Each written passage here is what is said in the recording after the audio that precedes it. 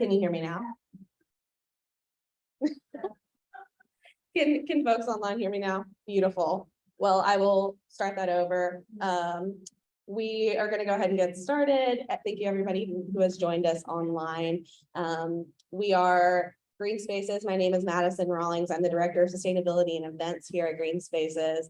And I want to share some of the fantastic events that we have coming up, as well as some of our programming before we hand it off to our presenters.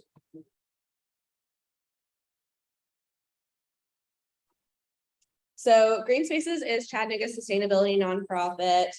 Thank you for anybody who is new, their first time here in our offices today, or who is very well acquainted with us. And our mission is to advance the sustainability of living, working, and building in Chattanooga. A shout out to our next upcoming events.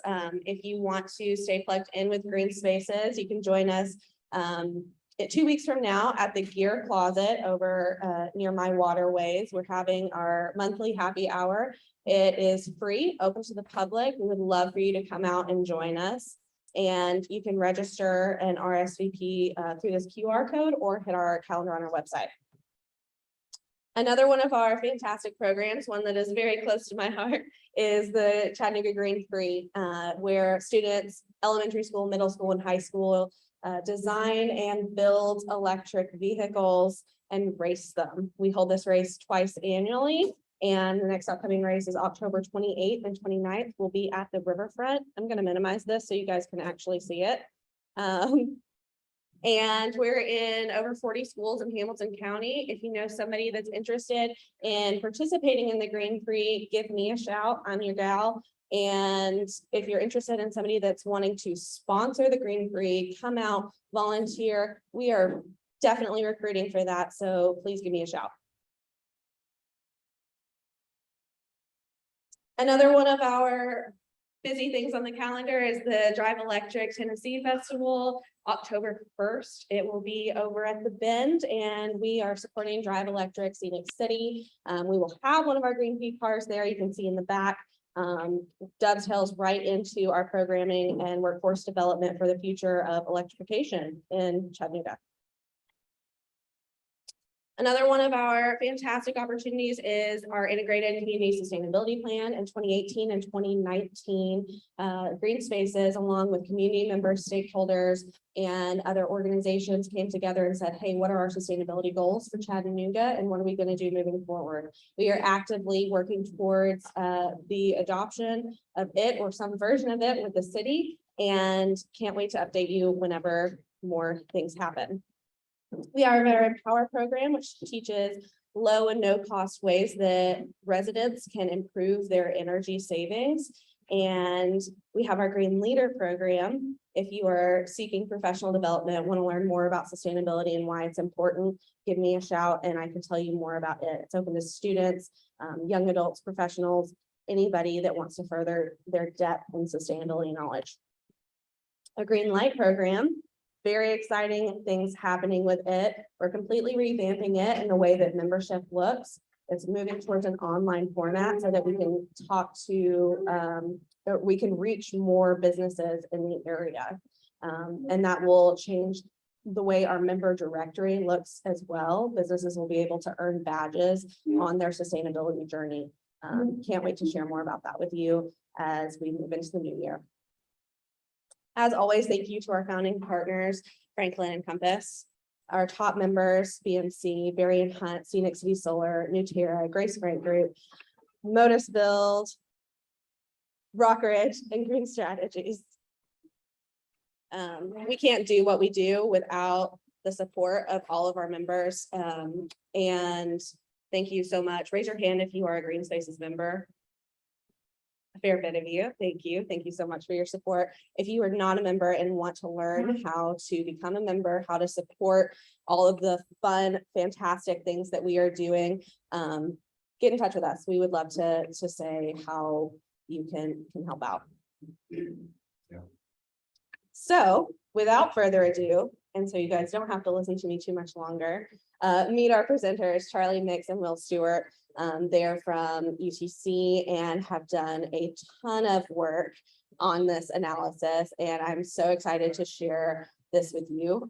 They both gave me very long bios. They're very impressive, I promise you, but I won't bore you with reading them. They will be posted when the video recording is posted. So gentlemen, if you'd like to come up.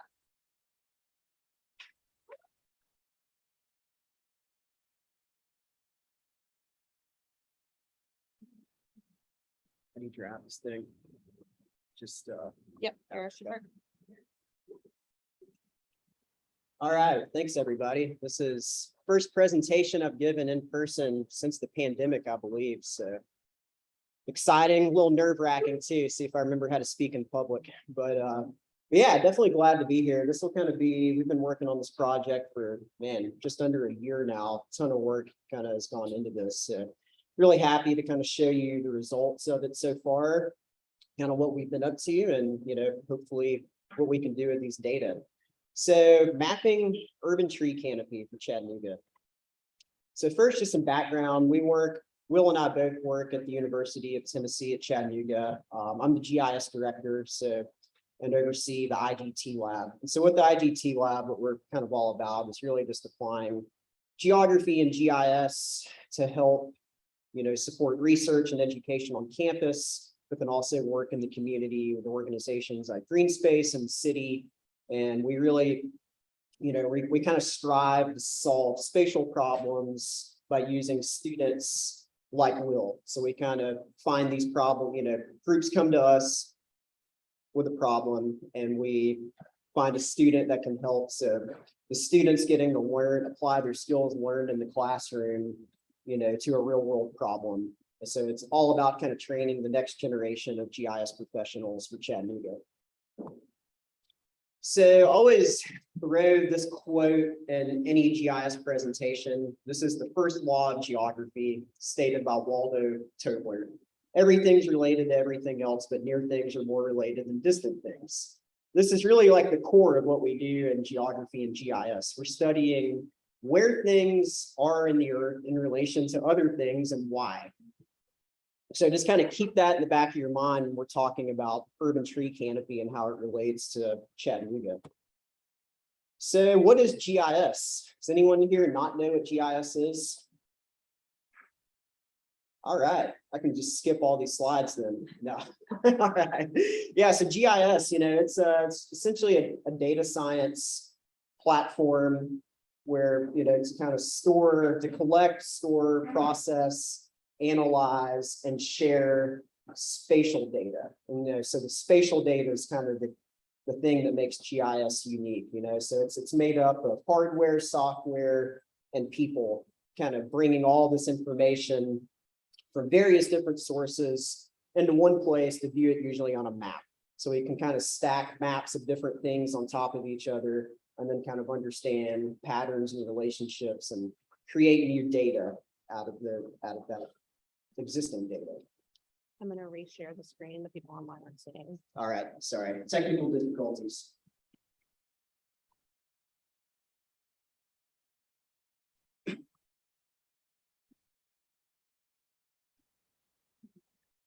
What's that? Do you need water? Wayne? Oh, yeah.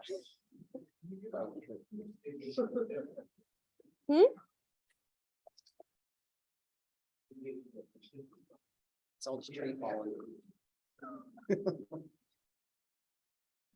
You can't see this? Yeah. You're good? All good? Yes. Beautiful. Wherever slide you're on now. All right. All right, so hopefully that's good now. All right, just some quick stats. So currently it's kind of accepted in the scientific community that about 3% of the total planet is classified as urban land use type. Around half of the world's population now lives in cities, and around half of the planet's surface has been altered in some way by humans. And the two number one kind of, causes of forest loss around the world are urbanization and agriculture.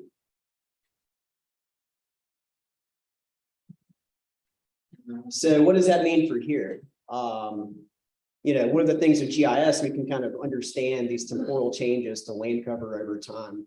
And so this is one of the things that Will has been working on with his graduate thesis, is analyzing these changes. So Will kind of took images collected from the Landsat satellite program, which maps the Earth every 10 days. It's been continually doing this for the past 50 years now, and kind of took these images, classified them into land cover types, and then quantified that information. And so from this analysis, we've lost almost half of the urban tree canopy in the city since the mid 1980s. And we've gained, there's been 134% change increase in urban areas. That's probably a lot of those have happened on former ag lands as well as forest. So these kind of questions and concerns is what ultimately led to this project. So really, we're doing this project for the city of Chattanooga to help provide information for their urban forestry plan. So we want to know, what is the current land cover composition, which neighborhoods have the least urban tree canopy cover, and are there correlations between the urban tree canopy and demographics? The research shows. You're gonna hate me by the end of this. Sorry, hold that thought. Still Zoom problems. Mm-hmm.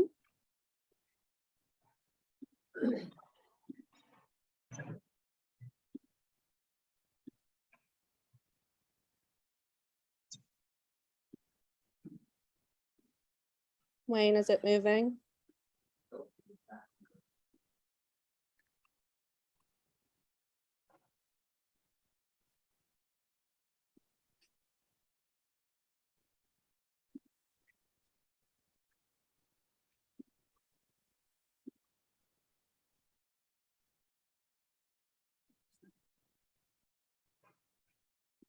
What about now? Okay, we're just gonna have to go from.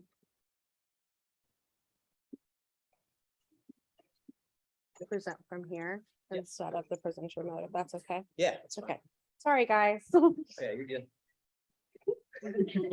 Sorry, water bill. Water is important. Yeah.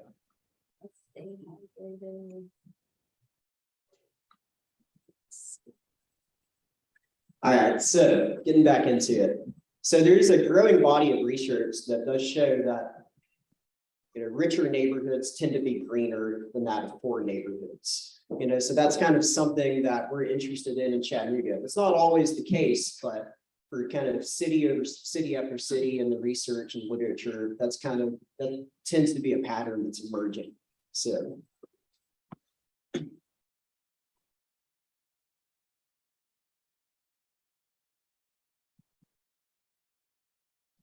Can y'all see that okay? So you said it in presenter mode, it doesn't want to line up.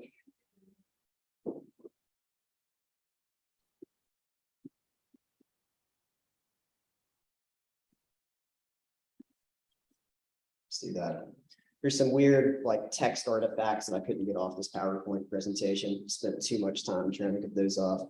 So anyway, just ignore those. So what is an urban forest? Well, an urban forest is it can be defined as any of the trees, shrubs, lawns, and other vegetation in an urban environment.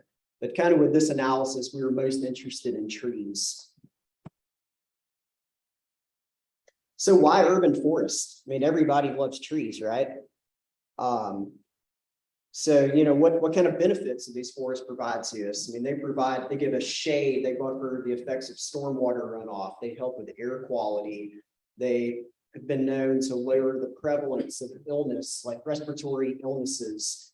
They offer refugia for ecosystems. Urban ecology is there's been a lot of interest at here recently. They also give us a sense of place. I mean, I think pretty much, there's been study after study that's also shown that time in nature increases, can lower depression and make us all happier. So I just want to point this out to you. This little turtle, this is supposed to be a fly-in, but I actually saw this guy up on Stringer's Ridge as I was taking a break from making this presentation. And everybody loves turtles, but I just thought it was pretty cool because box turtles live between 50 to 100 years, and they typically stay within 1 acre their whole entire life. So this little guy very well may be older than me or anyone in this room, and he's been on Stringer's Ridge that entire time, literally right behind my house. He was right where the forest meets the street, almost stepped on him. This scary looking map is of heat islands in Chattanooga. So this is produced by the Trust for Public Land, and they've kind of mapped this out for major cities across the country. So what this is showing are annual surface temperatures that are above the average for the city. So the more red, the hotter that area is. And we'll kind of come back to the slide later. So why not urban forest? Believe it or not, some people don't want trees in urban environments. I'm a little stuffy today from allergies and pollen. That's a cause. There's some argument against trees on kind of that realm. They can stress water demands. This is big in Western cities and states, especially. Infrastructure damage. This picture is taken at a future park that's being built here in the county after a tornado. This could have been a way different picture had this happened in a neighborhood like did in 2020 over on the eastern side of town. And some landowners and citizens, they just don't want trees. Personally, last week, I had to spend thousands of dollars on plumbing because tree roots found their way into my plumbing system. So yeah, there's an argument there. But for this presentation, we're just going to ignore all these kind of aspects of trees and focus on the positive and just say that trees are good. So moving on to a tree assessment, for cities, the Forest Service has kind of developed kind of a workflow and a methodology to assess urban tree canopy, which confusingly for me, working for UTC is referred to as the UTC. So we use that acronym.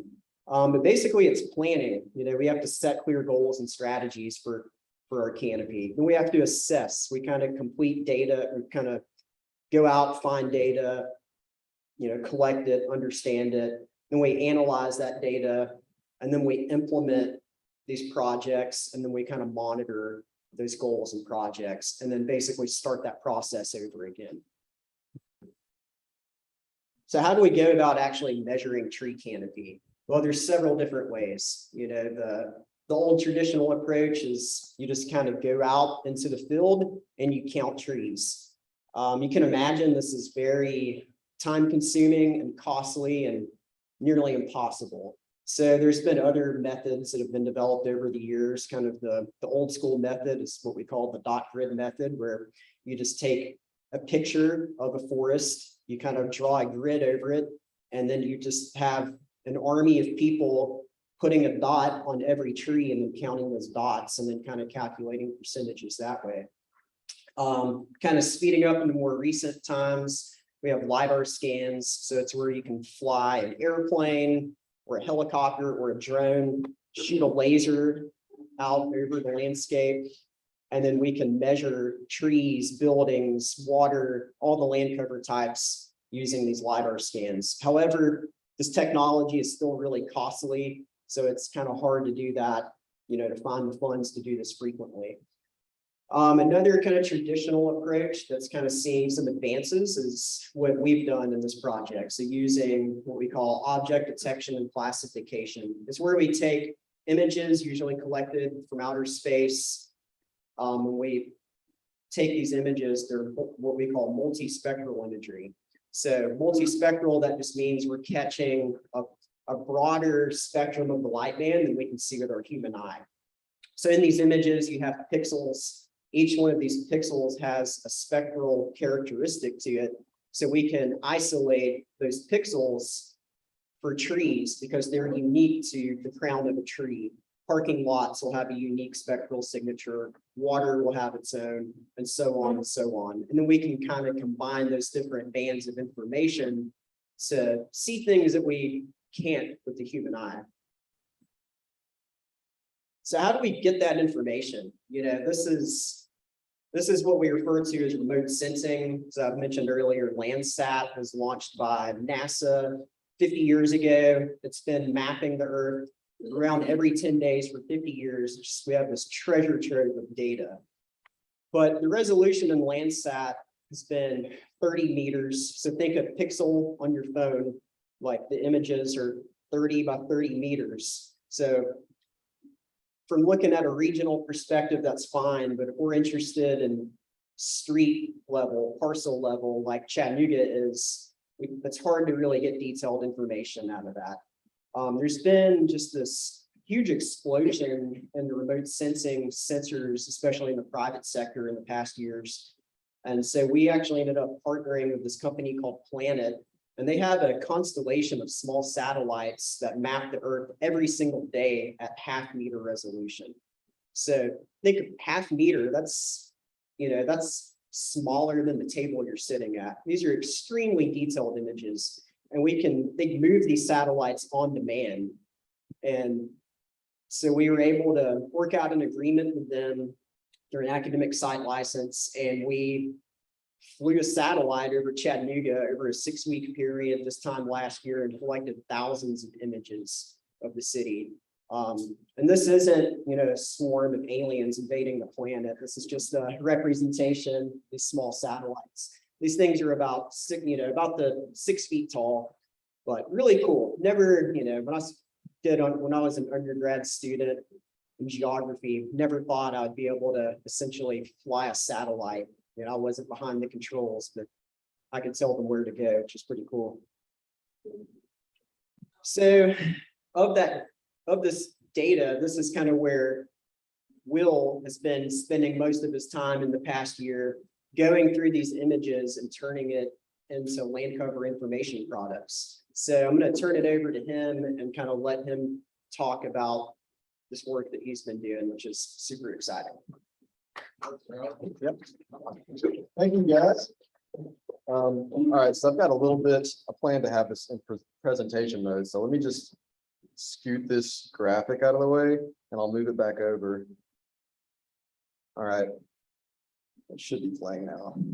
Good deal. Okay, so my name is Will Stewart. I'm really excited to be here today. And I'm a master's candidate in the environmental science program at UTC. And I've worked at the IGT lab as a GIS technician for over 3 years. And I've had the luck to be able to work on a ton of really cool projects. But this one for sure has just been a passion project for me. So I've absolutely loved working on this project. So with that, let's just jump right into an explanation of some of what went into the creation of this high resolution land cover data set. So some of the things I'm about to say will probably be rehashing some of what Charlie covered, but that'll just be this slide here. Okay, so Chattanooga, as we know, is among many cities in the US that's experiencing really rapid urban growth. So in fact, some preliminary research that I conducted with my thesis that Charlie mentioned found that since 1984, Chattanooga has lost up to 43% of its urban forest canopy, which is very significant. However, while these findings are significant, Landsat and other moderate resolution sensors, so things that detect objects at like 30 meters on the ground, that's a large space, right? So moderate resolution sensors, that's what that means. So those kind of sensors, they're not really well suited to accurately differentiate between the different land classes that you see in this map here, especially at a scale of like a neighborhood level or a street level. That's just because of the resolution issues. So that really leads to the question, how can we protect and conserve our urban tree canopy through time if we're really not sure how it's spatially distributed across the city with any accuracy? So in other words, how can we protect our trees if we don't know where they are? That's really what I'm trying to get at. So to answer that question, I think what this research is trying to do is to inspire and empower more sustainable development efforts in areas of the city that are experiencing urban growth at an above average rate. And we're doing that using, like Charlie said, this 50 centimeter sky-sat imagery compared to Landsat's 30-meter resolution, which is just difficult to conduct this kind of work. So I think that's one to say for that. So I'm going to bring over this little graphic here. And I am a Windows guy, so this is a little clunky on my end, sorry. Okay, so what we have here is just a small little subset of the imagery on the top there. And I know it's hard for you guys to see, but this is just an example of the actual imagery product. So there we have, that's just an example of a neighborhood area in northern Chattanooga. I think it's somewhere around Red Bank, I can't remember, but just to show you an example of that high resolution imagery. And then beneath is that same area. Actually, there's a subset where it's at, so on the bottom of the map. But this is the derived land cover data set. Now, this is the unrefined land cover data set, and I say that because you can notice a few black dark spots in there, and those are shadows. So in the final refined version, those shadows have been removed. So the resulting land cover data set has 5 classes, and that's forest, canopy, non-forest vegetation, developed spaces, impervious surfaces, water, and then exposed soil. So of course, tree canopy is what we're trying to delineate here. So there we go.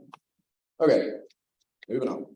Will, how were you able to identify or classify the non-forest areas that don't have light? Yeah, I 100% would love to answer that. If we could save questions to the question period, and then that's a great question. So I would love to tackle that. You can get really technical.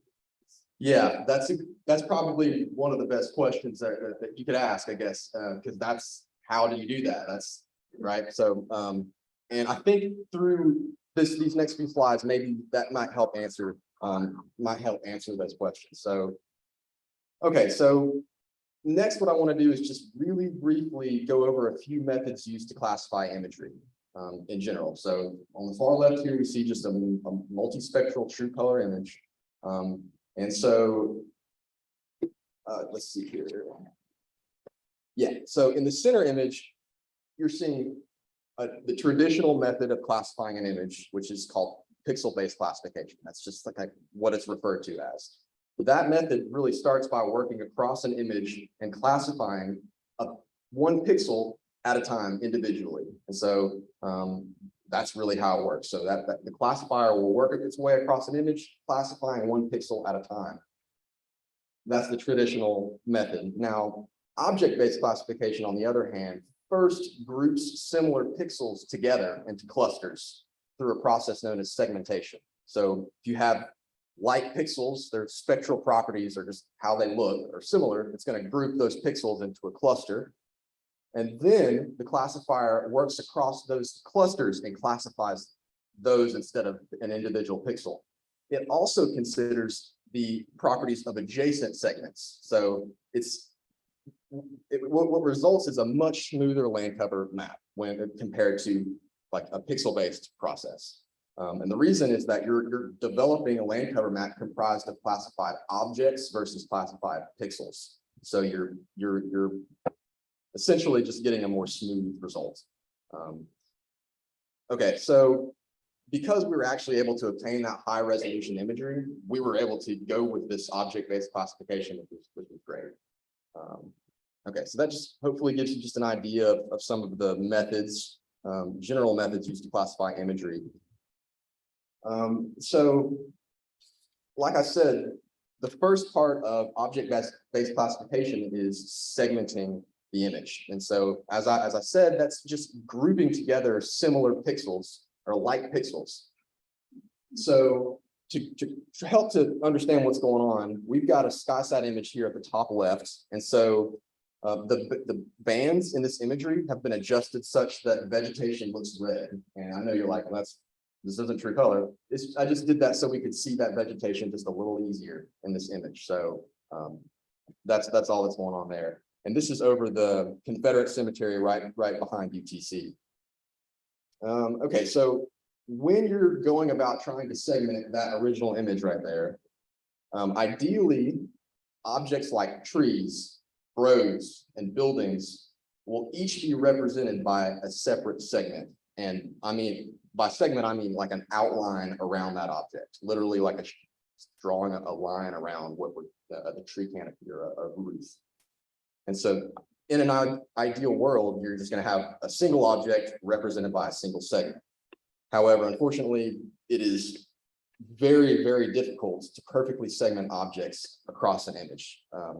It's very difficult. So, and this is really because any image is going to have its own unique properties for segmentation. So it's for that reason, it's really a trial and error process. You have to kind of go back and forth and see if you're actually segmenting your image correctly. So in general, images with objects consisting of multiple segments are over segmented. Whereas if you have images with multiple objects in a segment, those are under segmented. So you can see our under segmented imagery there is clearly missing some canopy. It's just, saying there's just one big vegetation, polygon. So it's not getting our individual tree canopy, where our over segmented image, too many segments for a given object. So it's kind of a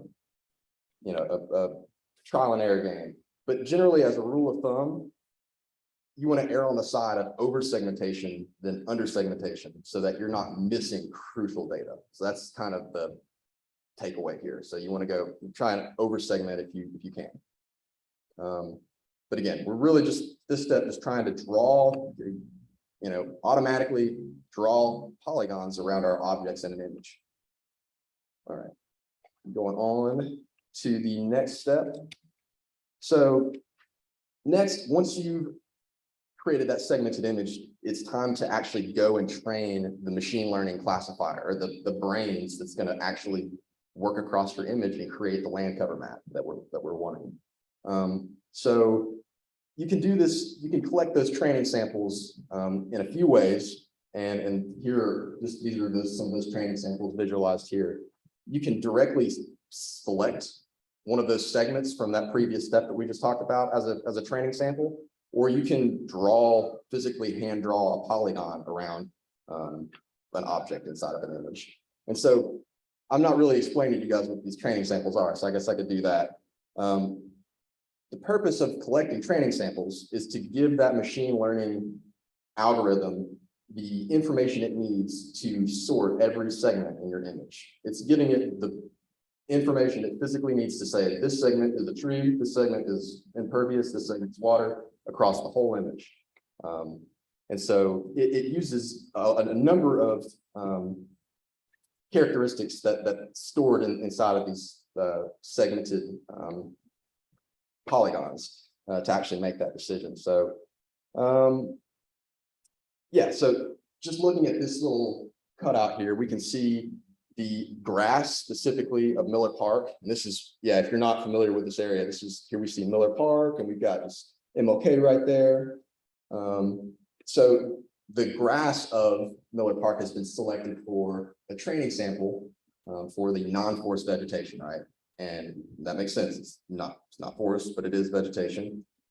And then some of our street trees have been selected there for our forest training. And then we've got a couple buildings and roadways that are selected for our impervious class. And so really that's how you conduct this. You just go through your image and pick out those really good representative objects for each of the classes. And so based on the class, anywhere between 150 and 300 training samples are collected for each class. And I can tell you that I probably went through 20 or 30 iterations of that. So you can do the math. There's a lot of training sampling collection that you're doing. So using that segmented layer to just click on something and it's already drawn for you is like, it's fantastic. So object-based classification is great for large areas because you don't waste your time drawing little polygons, you select those really simply.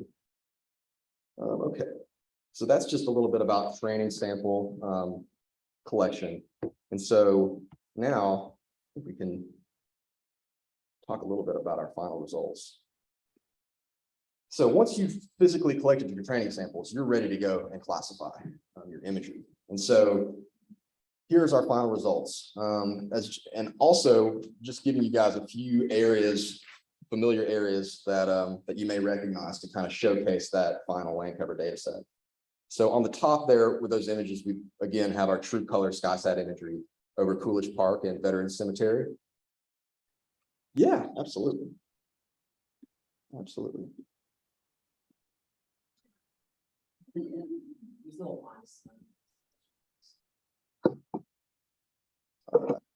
Bam. Yeah, is that good? Zoom in just a little bit more. Okay. So we see Coolidge Park and Veterans Cemetery here. This is just some areas zoomed in there.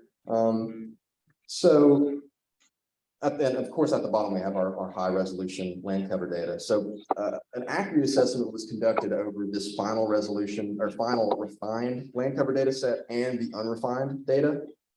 So I can, if you're interested to know about or see those confusion matrices that were generated for that assessment, I'm happy to share those with you. But just to give you, the summarized version for the final refined data set, we were able to obtain an accuracy of 93% with a supporting kappa value of 0.9. And so that kappa value is just telling us that we have a near perfect agreement between our training sample data set and our final refined data set. Those two data sets are, very much showing agreement with each other. So, very, very thrilled at that. But I mean, the reason is ultimately because of this access to this high resolution imagery, being able to see the texture of forest canopy versus things that maybe aren't forest, like grasses and other things. That texture and those spectral differences are enough to classify trees from other types of vegetation using high resolution imagery and object-based detection. Now, doing it a pixel-based classification method, even with high resolution imagery, is going to be difficult. But when you're using object-based classification and segmentation, you enter another process, I guess, that's going to help to work to create smoother results. So really, I think that just about wraps it up. I'm going to zoom out and make sure there's nothing else. Whoa. Okay, yeah. Yeah, all right. And so this data is available. The methodology has been posted to it. So I'd love to talk to you more about it if you've got questions, or if you would like to see those full confusion matrices, I can get those to you if you're really interested to get into the nitty-gritties. So with that, I'm going to go ahead and pass it back to Charlie to discuss some of the preliminary results, actually getting to use some of this data. Thank you guys very much.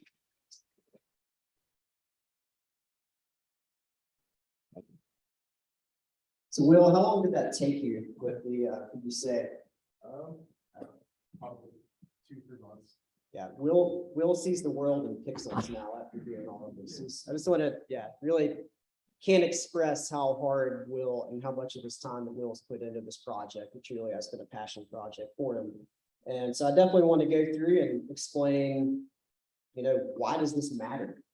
So and I also just want to point out too, the accuracy assessment and remote sensing with these types of workflows, we typically 80% is what you strive for. And so the model we have being over 90% accuracy is nothing short of amazing. So why even bother? This just took us, months and months of work, and we had to get time on the supercomputer UTC because it was so computationally intensive. There's just kind of technical barrier after technical barrier. So why even bother when there's free land cover out there? Like the federal government provides land cover through the National Land Cover data set. But this is why, the map on the left, this is kind of the foot of Lookout Mountain. That's the National Land Cover data set, which is 30-meter resolution showing developed areas. And this is the data that we've produced on the right. You can see individual buildings on here. So that matters when we're kind of zooming in at, say, the parcel level, street level, the neighborhood level. These kind of coarser data sets are fine at a regional level, but to get true accuracy, you have to kind of go through this process. And so here's that kind of overview map again. And again, I'm not a Mac user either. I don't know what's going on here. All right. Let's see then. So to my knowledge, this is the most accurate and highest resolution land cover map that's ever been created for a US city. So yeah, give it up to Will for all the work that's put into that. If I'm wrong, please, by all means, please let me know. I will say with LiDAR, you can get this accurate, but using multispectral imagery, object-based segmentation, it's a mouthful. This is nothing short of amazing. The folks over at Planet are just really impressed with this work too. Honestly, I wasn't even sure how we were going to pull this off, but I knew it was possible with all the resources and support that we have. So what does this all mean? Well, let's kind of break it down. These are kind of how the forest cover types break down as a percentage for the city. So forest, that, half the city, give or take, is forested land. The National Land Cover Data Set shows that to be around 30%. So this is much higher than what we were expecting, but that's because of the high fine resolution of these data. We can literally see trees that pop up in parking lots. It's pretty amazing. Whereas National Land Cover Data Set tends to really generalize forest and urban environments. Non-forest vegetation, kind of our grasses and shrubs, coming in at 20, developed land cover types, somewhere around 25%, and then water, soil, so on.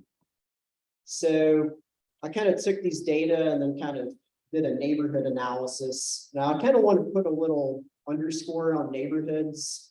There's not a definitive boundary for neighborhoods in Chattanooga. These often kind of depends on who you ask. Neighborhood associations and fight over where the boundaries are. Some of these boundaries actually stick outside of the city limits. So this should be taken as an approximation, but it's pretty evident that downtown is the least forested, then Highland Park, Glenwood, North Brainerd, Hickory Valley, and so on. Falling water, about the data that I have, a good portion of falling water neighborhood falls in Chattanooga city limits, so I left that on there. But kind of, the average percent forest cover for neighborhoods in Chattanooga is 45%. So let's kind of look at this a little more in a uniform way. I took Will's data and I calculated a grid over Chattanooga using, what we call tessellation, created a hex net. So these grids are 100 acres in area and size. And then I summarized the percent cover of forest across this grid. So this tells us not only where forests are, but also how dense these forests are in the city. We look at Enterprise South Nature Park and, Lookout Mountain Battlefield, makes sense, huge areas of protected lands, but then we can really kind of get into some nuance, kind of looking at it this way.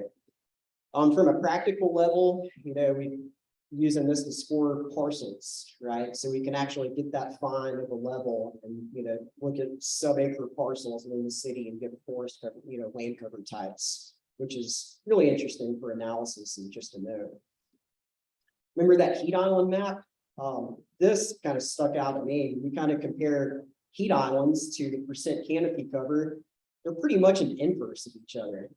Which is, that kind of supports that hypothesis that, without trees, things get hotter. A few years ago, EPA cited Chattanooga as being the fastest warming city in the United States outside of the Southwest.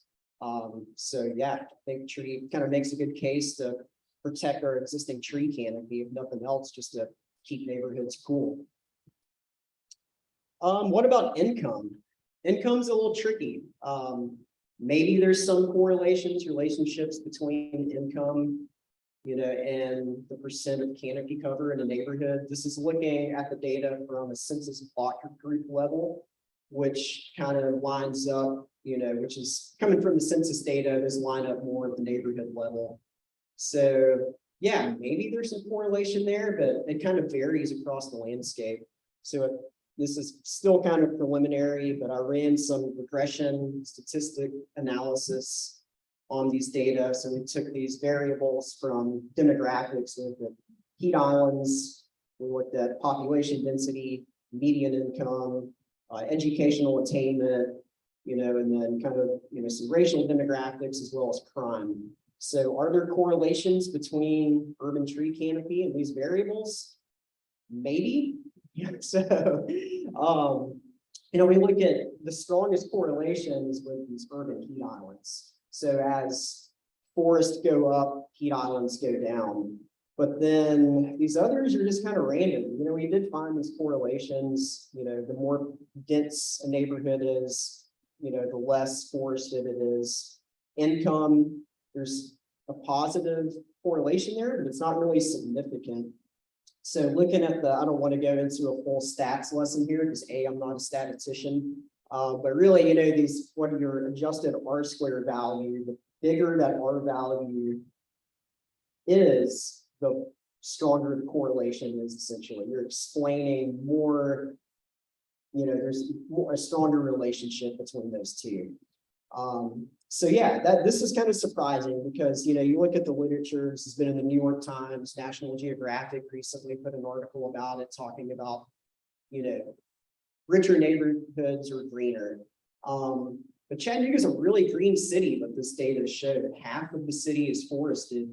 So to me, that doesn't mean that there's not a correlation, but it means that maybe we need to really think about protecting our canopy so that those correlations don't evolve here.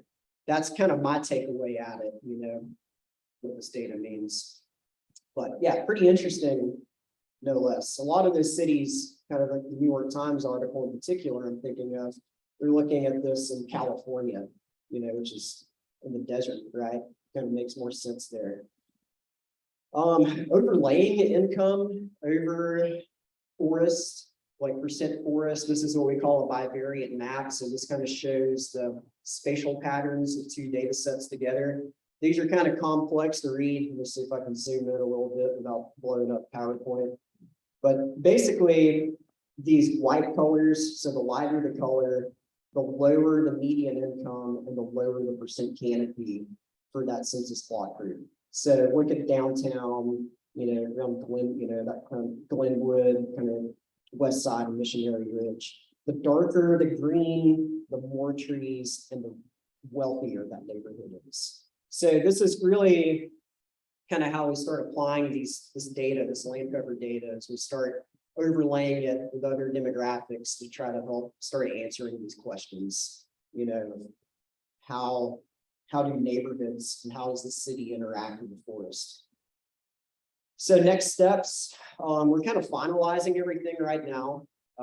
Will's going to be graduating soon. He's going to be looking for a job. If anyone here needs to get a GIS analyst, wish I could keep him. But our next steps, you know, this will kind of be integrated into the urban forestry plan. We're kind of analyzing these data, you know, against other data sets. Will's going to be working on a carbon, above ground carbon sequestration assessment for the city using this data for part of his master's thesis. And then it's found a typo, not information projects, but products is what that should say. So we're going to make this data available. Like you can already download the raw data, but you know, we're going to kind of turn this into what we call story maps. So we kind of can tell the story with the data so people can go in and, you know, pull their own, do their own analysis for their neighborhoods in the city if they're interested in it. And really with this workflow, you know, that we've kind of outlined here, one of the biggest advantages of this is that it's repeatable.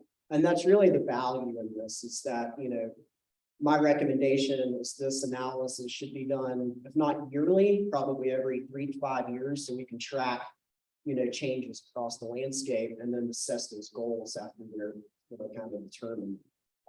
Additional applications for this data. I mean, people are excited about this. It's really cool. I think it'll be really interesting to see, you know, what's done with these data. But, you know, we'll be able to answer questions like calculate, you know, buffers on sidewalks and see where opportunities are to plant trees on streets and roads and other corridors. You know, it's being used in the city's parks plan to assess the forest and land cover makeup of parks. You know, think about just tiny little playgrounds. With these data, we can assess to see, is there any shade in those parking lots for kids and families, park users? I think there's future research applications. There's a professor at UTC that studies flow state of athletes. He's going to put EEGs on people running the Chattanooga Marathon and wants to use this data to see if he can find correlations between how people feel during the race when they're running in a forested area versus an urban area. Pretty cool stuff. And then outreach, right? Just kind of getting this information out there. So my key takeaways, I mean, we live in a green city. You know, we call it the scenic city, but it truly is a green city being half forested. You know, without this kind of precision GIS and remote sensing, we wouldn't be able to understand these patterns.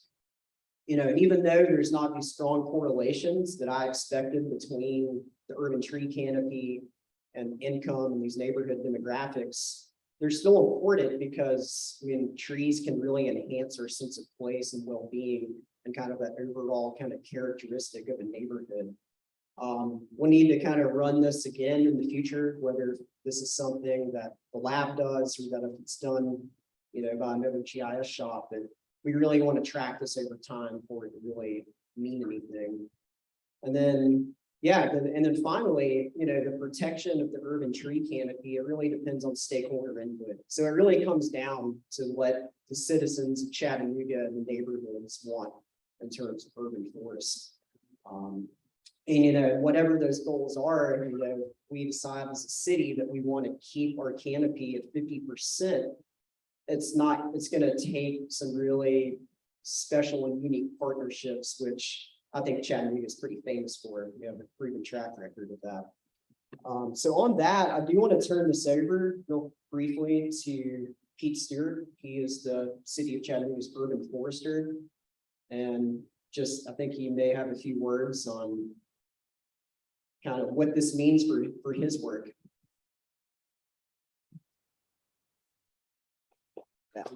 Yep. I'll be brief. I know we want to leave some time for questions, but I want to say how grateful I am to IGT Lab, Charlie, Will, Lisa, and also for Michael Walton's help with this. He was the one that helped me with the grant proposal, and of course, Lindbergh's Foundation, who funded this project. And we did an update of the downtown tree inventory, which is a tree by tree count for more detailed info. This is incredible. This is you'll see other cities that have done this. It's usually at 1 meter resolution. So this is much more detailed. And like Charlie says, right now we can make comparisons across neighborhoods. If we can keep this going every other year, we can really make comparisons across time. We did, a lot of you probably know my predecessor, Gene Hyde, and he commissioned a similar analysis 10 years ago, more than 10 years ago. Unfortunately, we don't have the data from that, so we can't compare.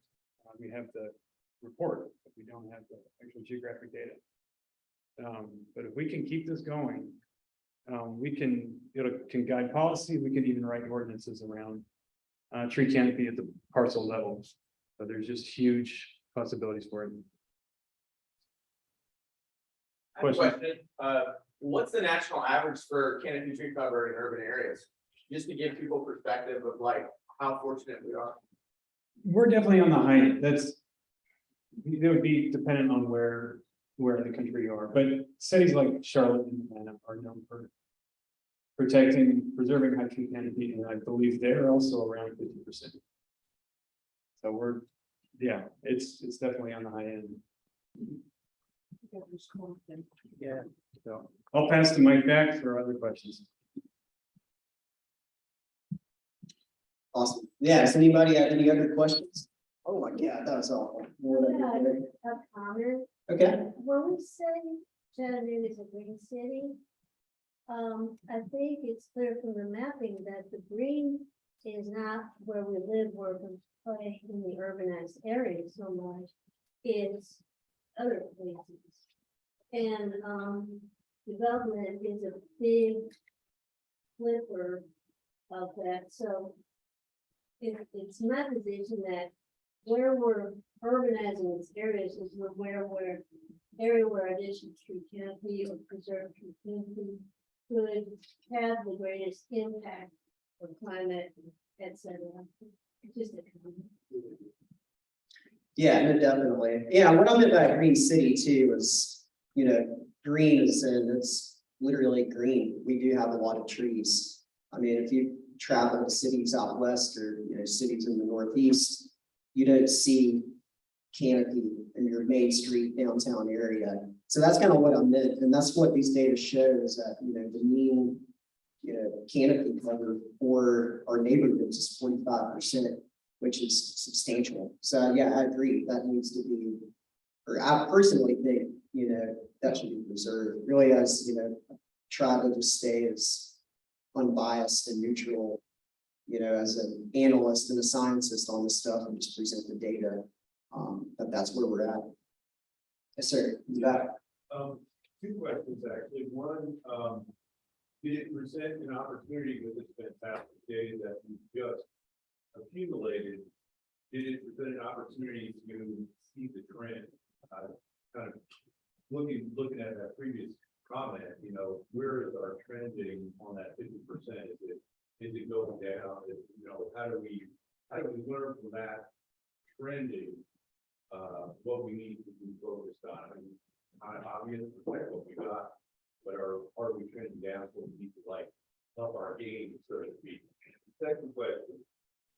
Is that data, that brilliant data, is that present enough to show our water access, wetlands and streams and things like that?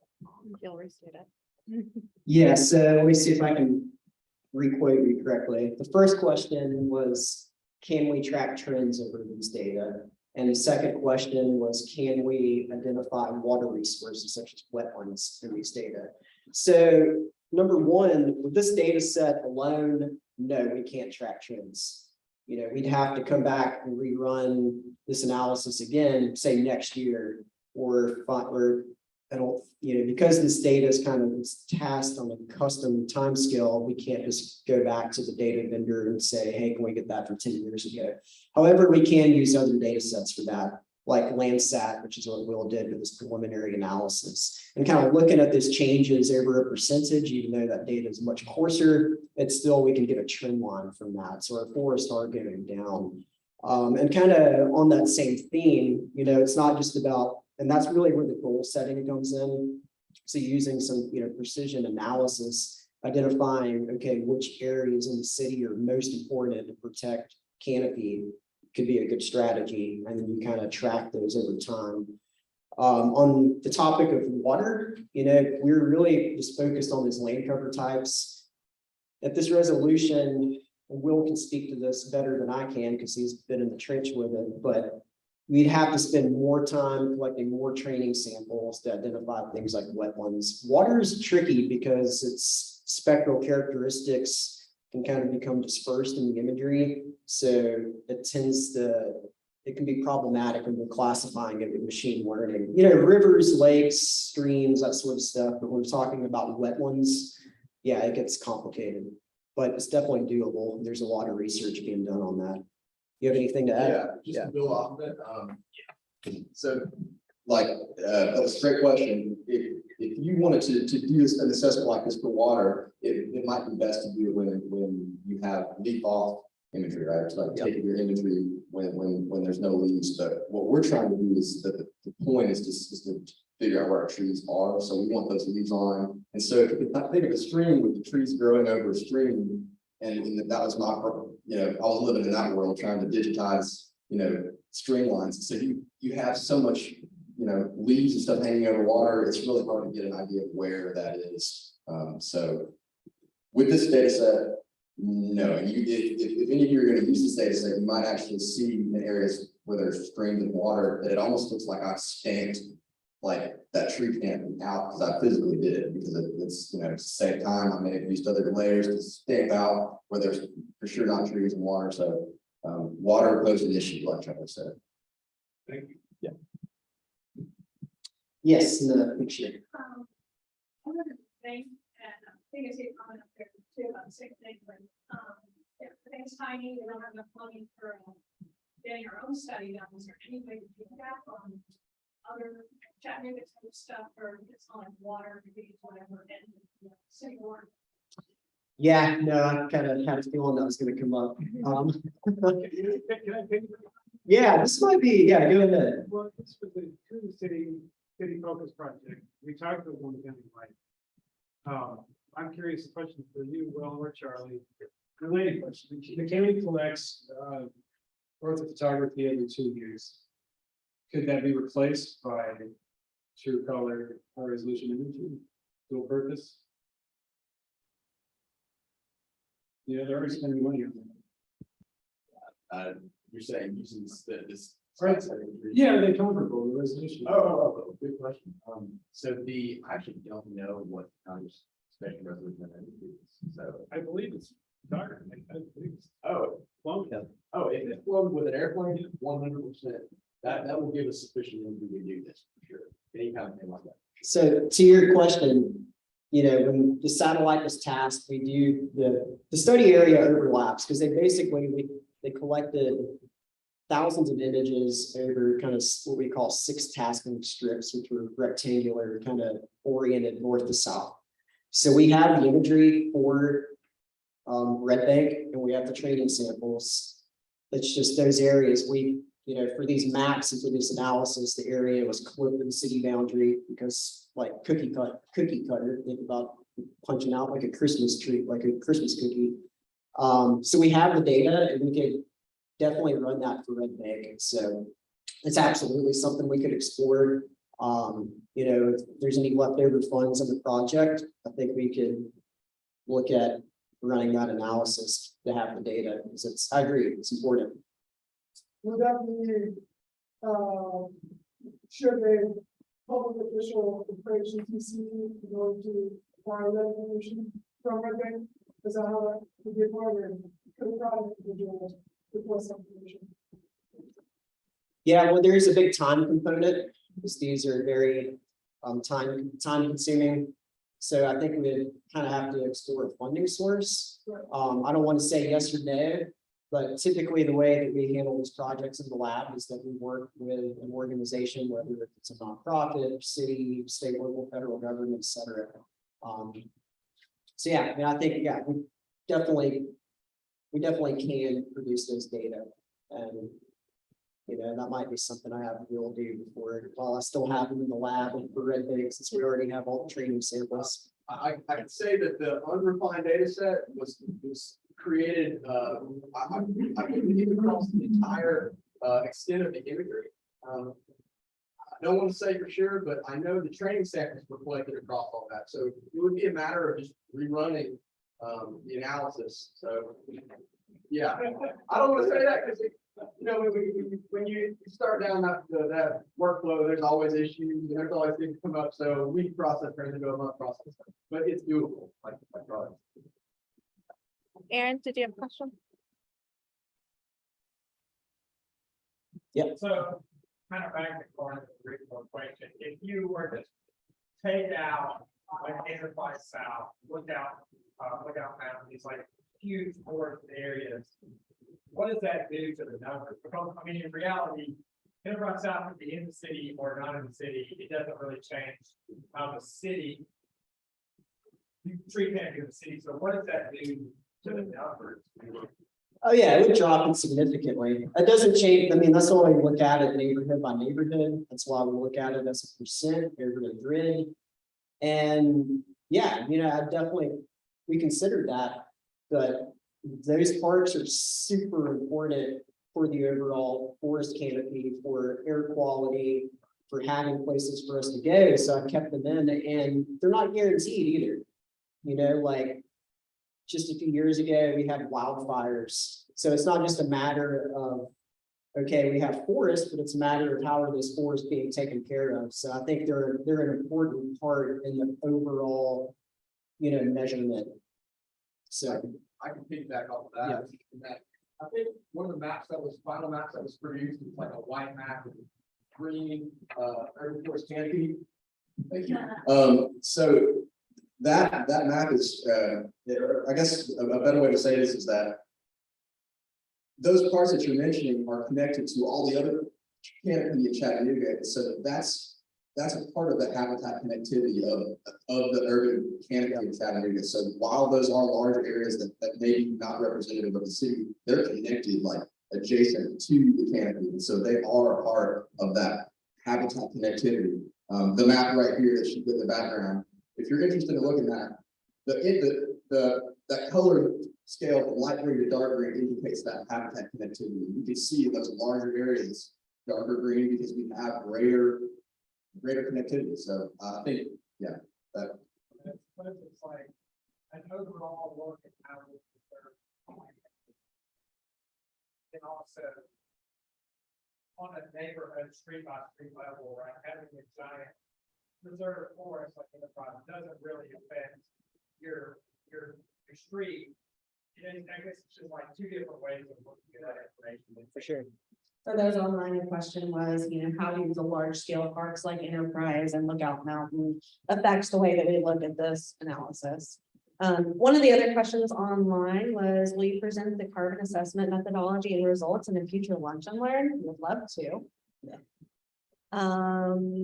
Red Bank Boyd, is the tree canopy coverage in the city at 50% going up or down? Yeah, so we're kind of, we're gonna have to find out. We'll have to rerun this analysis 2 or 3 years from now and find out. But looking at, just like the national land cover data set and, temporal analysis of Landsat, it is, but urbanization seems to be growing faster than we're losing forest. So, what that means is that we're kind of seeing, what I interpret that is, it's vacant and other open land sources are being eaten up by urbanization before forests are. So yeah, I think they are slightly, so I think this makes the case for kind of figuring out what needs to be protected and where. Yeah. All right, everyone, I'm going to be respectful of time. We are at 1:10 right now. Can we all give a round of applause for our wonderful presenters?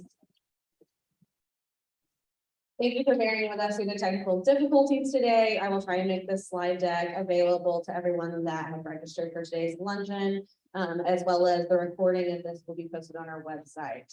I do want to take a moment to say everything that you are eating on, sans this aluminum wrapper and your buttercup, is compostable. That means your cups, your plates, your cutlery, your napkins, I'll put it all in the compost bin, pretty please, on your way out. Thank you again. My name is Madison from Green Spaces, and if you guys have any more questions, stick around. Let's talk. Thank you, everybody.